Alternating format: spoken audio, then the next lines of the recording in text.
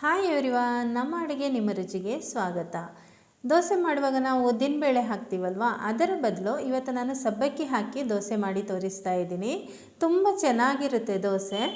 ಒಂದೊಂದು ಸರ್ತಿ ನೀವು ಈ ರೀತಿ ದೋಸೆ ಕೂಡ ಮಾಡ್ಕೊಳ್ಬೋದು. ಬನ್ನಿ ಈಗ ಇದನ್ನು ಮಾಡೋದು ಹೇಗೆ ಅಂತ ನೋಡೋಣ. ಆದರೆ ಅದಕ್ಕಿಂತ ಮುಂಚೆ ನೀವಿನ್ನೂ ನಮ್ಮ ಚಾನಲ್ಗೆ ಸಬ್ಸ್ಕ್ರೈಬ್ ಆಗಲಿಲ್ಲ ಅಂದರೆ ದಯವಿಟ್ಟು ಸಬ್ಸ್ಕ್ರೈಬ್ ಮಾಡ್ಕೊಳ್ಳಿ. ಪಕ್ಕದಲ್ಲಿರುವ ನೋಟಿಫಿಕೇಷನ್ ಬೆಲ್ ಕೂಡ ಕ್ಲಿಕ್ ಮಾಡ್ಕೊಳ್ಳಿ.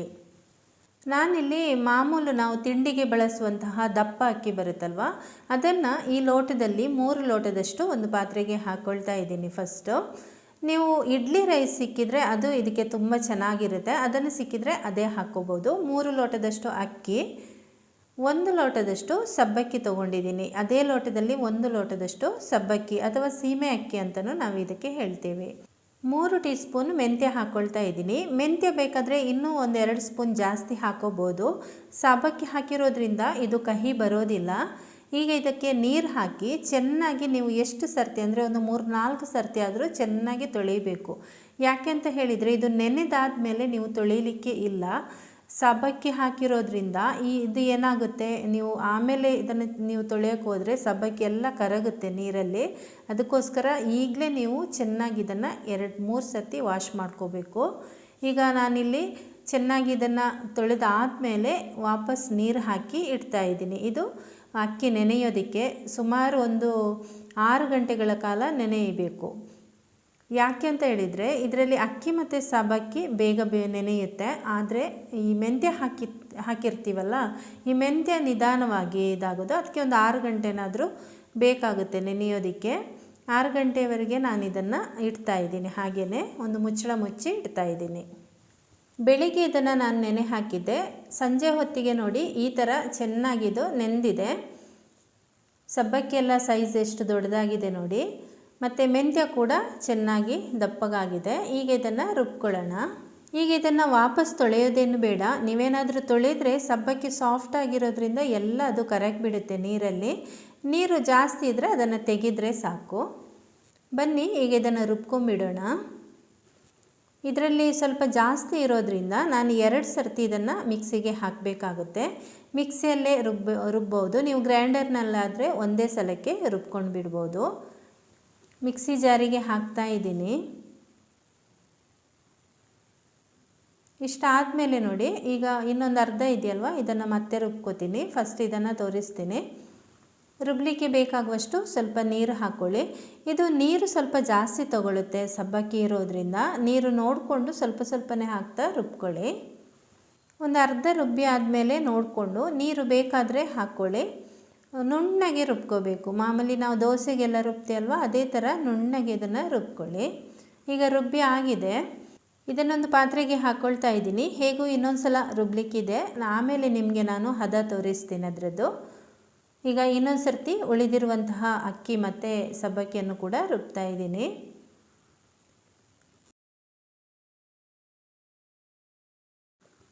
ಇದು ಕೂಡ ರುಬ್ಬಿ ಆಗಿದೆ ನೋಡಿ. ಪಾತ್ರೆಗೆ ಹಾಕ್ಕೊಳ್ತಾ ಇದ್ದೀನಿ. ಹಾಗೆಯೇ ಹಿಟ್ಟಿನ ನೀರು ಕೂಡ ಸೇರಿಸ್ತಾ ಇದ್ದೀನಿ. ಜಾಸ್ತಿ ನೀರು ಹಾಕೋದು ಬೇಡ, ನೋಡಿಕೊಂಡು ಹಾಕಿ. ಈಗ ಹಿಟ್ಟಿನ ಹದ ನೋಡ್ಕೊಳ್ಳಿ ನೋಡಿ, ಎಷ್ಟು ನುಣ್ಣಗೆ ರುಬ್ಕೊಂಡಿದ್ದೀನಿ ಅಂತ. ತುಂಬ ಚೆನ್ನಾಗಿ ರುಬ್ಬೋದಕ್ಕಾಗುತ್ತೆ. ಸಬ್ಬಕ್ಕಿ ಇರೋದ್ರಿಂದ ತುಂಬ ನೈಸ್ ಆಗುತ್ತೆ ಒಟ್ಟಿಗೆ. ಆಮೇಲೆ ರುಚಿಗೆ ತಕ್ಕಷ್ಟು ಉಪ್ಪು ಸೇರಿಸ್ಕೊಳ್ಳಿ. ನಾನಿಲ್ಲಿ 1 ಟೀ ಸ್ಪೂನ್ ಉಪ್ಪು ಸೇರಿಸ್ಕೊಂಡಿದ್ದೀನಿ ಎಲ್ಲದಕ್ಕೂ ಒಟ್ಟಿಗೆ. ನಂತರ ನಾವು ಮಾಮೂಲಿ ದೋಸೆಗೆಲ್ಲ ಯಾವ ರೀತಿ ಮಾಡ್ಕೋತೀವಿ ಅದೇ ರೀತಿ ಒಂದು 2-3 ನಿಮಿಷ ಇದನ್ನು ಚೆನ್ನಾಗಿ ಕೈಯಲ್ಲಿ ಮಿಕ್ಸ್ ಮಾಡ್ಕೊಳ್ಳಿ. ನೋಡಿ ನೀರಿನ ಹದ ಇಷ್ಟು ಗಟ್ಟಿಯಾಗಿದೆ. ಇದು ಇಷ್ಟಾಗಿದೆ, ಕರೆಕ್ಟಾಗಿದೆ ಇದು. ಆಮೇಲೆ ಮುಚ್ಚಳ ಮುಚ್ಚಿ ಇದನ್ನು ಫರ್ಮೆಂಟ್ ಆಗಲಿಕ್ಕೆ ಬಿಡಬೇಕು. ಇದು ನೀವು ಜಾಸ್ತಿ ಹೊತ್ತು ಇಟ್ಟಷ್ಟು ತುಂಬ ಚೆನ್ನಾಗಿ ಬರುತ್ತೆ ದೋಸೆ. ಉದ್ದಿನಬೇಳೆ ದೋಸೆ ಥರ ಜಾಸ್ತಿ ಹುಳಿ ಬರೋದಿಲ್ಲ. ಅದರಿಂದಾಗಿ ಹಿಂದಿನ ದಿನ ಇದನ್ನು ಬೇಗನೆ ನೀವು ರುಬ್ಕೊಂಡು ಇಟ್ಬಿಟ್ರೆ ಮಾರನೇ ದಿನ ನಿಮಗೆ 8 ಗಂಟೆಗೆಲ್ಲ ಆಗಬೇಕಾದ್ರೆ ತುಂಬ ಚೆನ್ನಾಗಿ ಬರುತ್ತೆ. ನೆಕ್ಸ್ಟ್ ಡೇ ನಿಮಗೆ ಬೆಳಿಗ್ಗೆ ತೋರಿಸ್ತಾ ಇದ್ದೀನಿ. ನಾನು ಇದನ್ನು 9 ಗಂಟೆ ಹೊತ್ತಿಗೆ ತೆಗಿತಾ ಇದ್ದೀನಿ. ನೋಡ್ಬೋದು ನೀವು ನೋಡಿ. ಅಂದರೆ ಉದ್ದಿನಬೇಳೆ ಥರ ಹುದುಗ್ ಬರೋದಿಲ್ಲ, ಆದರೆ ಒಂದು ಸ್ವಲ್ಪ ದಪ್ಪ ಆಗುತ್ತೆ. ಹಿಟ್ಟೆಲ್ಲ ಒಂದು ಸ್ವಲ್ಪ ದಪ್ಪ ಆಗುತ್ತೆ. ಫರ್ಮೆಂಟ್ ಆಗಿರೋದು ನಮಗೆ ಗೊತ್ತಾಗುತ್ತೆ. ತುಂಬ ಹುದುಗ್ ಬಂದು ಮೇಲೆ ಬರೋದು ಆ ರೀತಿ ಏನೂ ಆಗೋದಿಲ್ಲ. ಆದರೆ ದೋಸೆ ನಿಮಗೆ ತುಂಬ ಸಾಫ್ಟಾಗಿ ಚೆನ್ನಾಗಿ ಬರುತ್ತೆ. ಒಂದು ಸರ್ತಿ ಇದನ್ನು ಈ ರೀತಿ ಚೆನ್ನಾಗಿ ಮಿಕ್ಸ್ ಮಾಡ್ಕೊಳ್ಳಿ. ಆಮೇಲೆ ದೋಸೆ ಮಾಡೋಣ. ನಾನಿಲ್ಲಿ ನಿಮಗೆ ನಾನ್ ಸ್ಟಿಕ್ ತವ ಮತ್ತು ಕಬ್ಬಿಣದ 2 ತವದಲ್ಲೂ ಒಂದೊಂದು ದೋಸೆ ಮಾಡಿ ತೋರಿಸ್ತಾ ಇದ್ದೀನಿ ಯಾವ ರೀತಿ ಬರುತ್ತೆ ಅಂತ. ಯಾಕೆಂದರೆ 2 ರೀತಿಯ ತವ ಯೂಸ್ ಮಾಡುವವರು ಇರ್ತಾರಲ್ವ, ಅದಕ್ಕೋಸ್ಕರ. ಈಗ ನಾನ್ ಸ್ಟಿಕ್ ತವದಲ್ಲಿ ಫಸ್ಟ್ ನಾನು ತೋರಿಸ್ತಾ ಇದ್ದೀನಿ ನೋಡಿ, ಎಷ್ಟು ಚೆನ್ನಾಗಿ ಕಣ್ಣು ಬೀಳ್ತಾ ಇದೆ ಮೇಲ್ಗಡೆ ನೋಡ್ಬೋದು. ನೀವು ದಪ್ಪ ದೋಸೆ ಕೂಡ ಹಾಕೋಬೋದು, ಹಾಗೆಯೇ ತೆಳ್ಳಗಿನ ದೋಸೆ ಕೂಡ ಹಾಕೋಬೋದು. ನಾನ್ ಸ್ಟಿಕ್ ತವದಲ್ಲಿ ನಾನು ಜಾಸ್ತಿ ರೋಸ್ಟ್ ಮಾಡಲಿಲ್ಲ. ಮೇಲ್ಗಡೆ ಸ್ವಲ್ಪ ಎಣ್ಣೆ ಎಲ್ಲ ಹಾಕಿ ಮುಚ್ಚಳ ಮುಚ್ಚಿಟ್ಟು 1 ನಿಮಿಷನೂ ಬೇಡ ಇಟ್ಬಿಟ್ರೆ ನಿಮಗೆ ನೋಡಿ ಈ ರೀತಿ ಕೆಂಪಗಾದ ದೋಸೆ ಬರುತ್ತೆ. ಇದಕ್ಕಿಂತಲೂ ರೋಸ್ಟ್ ಮಾಡ್ಕೋಬೋದು. ನಾನು ಜಾಸ್ತಿ ರೋಸ್ಟು ಇದನ್ನು ಮಾಡ್ಕೊಳ್ಳಿಲ್ಲ, ಇಷ್ಟೇ ಮಾಡ್ಕೊಂಡಿದ್ದು. ನೋಡಿ ಎಷ್ಟು ಕಲರ್ಫುಲ್ಲಾಗಿ ಚೆನ್ನಾಗಿ ಕಾಣ್ತಾ ಇದೆ ಅಂತ. ನಿಮಗೆ ಇನ್ನೂ ಕಲರ್ಫುಲ್ಲಾಗಿ ಬೇಕು ಅಂದರೆ ಒಂಚೂರು ಸಕ್ಕರೆ ಹಾಕೋಬೋದು. ಮತ್ತು ಇದು ಸಬ್ಬಕ್ಕಿ ಸ್ವಲ್ಪ ಸ್ವೀಟ್ ಇರೋದ್ರಿಂದ ನಾನು ಸಕ್ಕರೆ ಹಾಕ್ಕೊಳ್ಳಿಲ್ಲ. ನೋಡಿ ನಾನ್ ಸ್ಟಿಕ್ಕಲ್ಲಿ ಮಾಡಿರುವಂತಹ ದೋಸೆ ಇದು ತುಂಬ ಚೆನ್ನಾಗಿ ಬಂದಿದೆ. ಹಾಗೆಯೇ ಇನ್ನೊಂದು ನಿಮಗೆ ಕಬ್ಬಿಣದ ಕಾವಲಿಯಲ್ಲಿ ಮಾಡಿ ತೋರಿಸ್ತೀನಿ. ಇದನ್ನು ನಾನು ಸ್ವಲ್ಪ ರೋಸ್ಟಾಗಿ ಮಾಡ್ಕೊಂಡಿದ್ದೀನಿ. ನಮ್ಮ ಮನೆಯಲ್ಲಿ ಸ್ವಲ್ಪ ರೋಸ್ಟಾಗಿ ದೋಸೆ ಇದ್ದರೆ ಮಕ್ಕಳಿಗೆ, ನಮ್ಮ ಮನೆಯವರಿಗೆ ಎಲ್ರಿಗೂ ಇಷ್ಟ ಆಗುತ್ತೆ. ಅದಕ್ಕೋಸ್ಕರ ಒಂದು ಸ್ವಲ್ಪ ರೋಸ್ಟ್ ಮಾಡ್ಕೊಂಡಿದ್ದೀನಿ. ನಾನ್ ಸ್ಟಿಕ್ಕಲ್ಲಿ ಕೂಡ ನೀವು ರೋಸ್ಟಾಗಿಯೇ ಮಾಡ್ಕೋಬೋದು.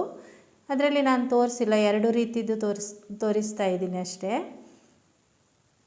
ತುಂಬ ಚೆನ್ನಾಗಿ ಕೆಂಪಗೆ ದೋಸೆ ತುಂಬ ಚೆನ್ನಾಗಿ ಬರುತ್ತೆ. ಮತ್ತು ಇನ್ನೊಂದೇನು ಗೊತ್ತಾ, ಬೆಳಗಿನ ತಿಂಡಿಗೆ ಆದರೆ ನೀವು ಇದನ್ನು ಗರಿಯಾಗಿ ಕ್ರಿಸ್ಪಿಯಾಗಿ ಮಾಡಿಕೊಂಡು ತಿನ್ಬೋದು. ಬಿಸಿ ಬಿಸಿಯಾಗಿ ಚೆನ್ನಾಗಿರುತ್ತೆ. ಅದೇ ನೀವು ಲಂಚ್ ಬಾಕ್ಸಿಗೆ ಹಾಕೋದಾದರೆ ಆ ರೀತಿ ಮಾಡಬೇಡಿ.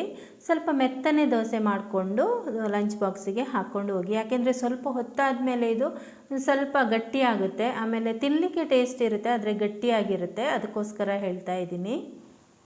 ಬಿಸಿ ಬಿಸಿಯಾಗಂತೂ ತುಂಬ ಸೂಪರಾಗಿರುತ್ತೆ. ಓಕೆ ಫ್ರೆಂಡ್ಸ್, ಈ ಒಂದು ರೆಸಿಪಿ ನಿಮಗೆ ಇಷ್ಟ ಆಗಿದೆ ಅಂತ ಅಂದ್ಕೊಂಡಿದ್ದೀನಿ. ಹಾಗಾದರೆ ಒಂದು ಲೈಕ್ ಮಾಡಿ, ಶೇರ್ ಮಾಡಿ, ಕಮೆಂಟ್ ಮಾಡಿ. Thank you.